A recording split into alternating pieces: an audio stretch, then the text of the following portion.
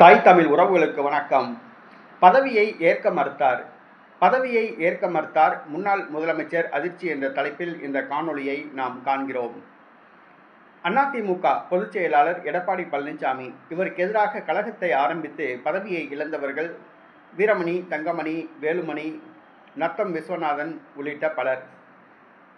ஆனால் திடீரென்று எடப்பாடி பழனிசாமிக்கும் அதிருப்தியாளர்களுக்கும் சமரசம் ஏற்பட்டது. வேலுமணி, நத்தம் விஸ்வநாதன் ஆகியோர் அனைத்திந்திய அதிமுகவின் துணை பொதுச் செயலாளர்களாக நியமிக்கப்பட்டார்கள்.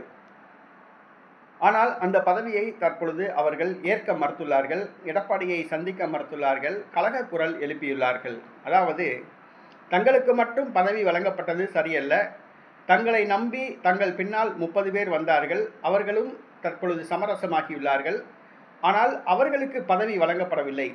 அவர்கள் ஏற்கனவே வைத்து வந்த மாவட்ட செயலாளர், அமைப்பு செயலாளர் பதவி வழங்கப்படவில்லை. அப்படி இருக்கும் பொழுது தங்களுக்கு மட்டும் பதவி வழங்கப்படுவது ஏற்புடையதல்ல. அந்த பதவியை ஏற்க மறுப்பதாக அவர்கள் தெரிவித்துள்ளனர். மேலும் ஒவ்வொரு மாவட்டத்திலும் மூத்த தலைவர்கள் எல்லாம் கட்சியை விட்டு விலகிச் செல்கிறார்கள். அப்படி இருக்கும் பொழுது உள்ளாட்சி தேர்தலை எப்படி சந்திப்பது, இடைத்தேர்தலை எப்படி சந்திப்பது என்று வேலுமணி கேள்வி எழுப்பியுள்ளார். வருகிற இடைத்தேர்தலில் கட்சி ஒன்றுபட்டு வெற்றி பெற வேண்டும் என்று சொன்னால் மூத்தவர்களை புறக்கணிக்க கூடாது.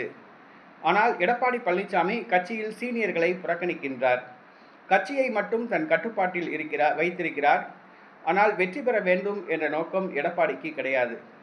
அவர் சாகுமுறை அதிமுகவின் பொதுச் செயலாளராக இருக்க விரும்புகின்றார். ஆனால் அதிமுகவை வெற்றி பாதையில் நடத்த வேண்டும் என்ற எண்ணம் எடப்பாடி பழனிசாமிக்கு துளியளவும் கிடையாது. அதிமுகவுக்கு அது பொதுச் செயலாளராக இருக்க வேண்டும். அதற்கு இடையூறாக யார் இருக்கின்றார்களோ அவர்களை எல்லாம் கட்சியிலிருந்து நீக்குவது, டம்மி பண்ணுவது, பதவிகளை பறிப்பது போன்ற செயல்களில் எடப்பாடி பழனிசாமி ஈடுபட்டு வருகிறார். தற்பொழுது எடப்பாடி பழனிசாமி வழங்கியுள்ள பதவிகளை ஏற்க மறுத்துள்ளனர் நத்தம் விஸ்வநாதன் மற்றும் வேலுமணி. தற்பொழுது அதிருப்தியாளர்கள் மீண்டும் கலகக்குரல் எழுப்ப ஆரம்பித்துள்ளார்கள். இடைத்தேர்தலை எப்படி ஒற்றுமையாக இருந்து சந்திக்கப் போகிறார் எடப்பாடி என்பது தெரியவில்லை.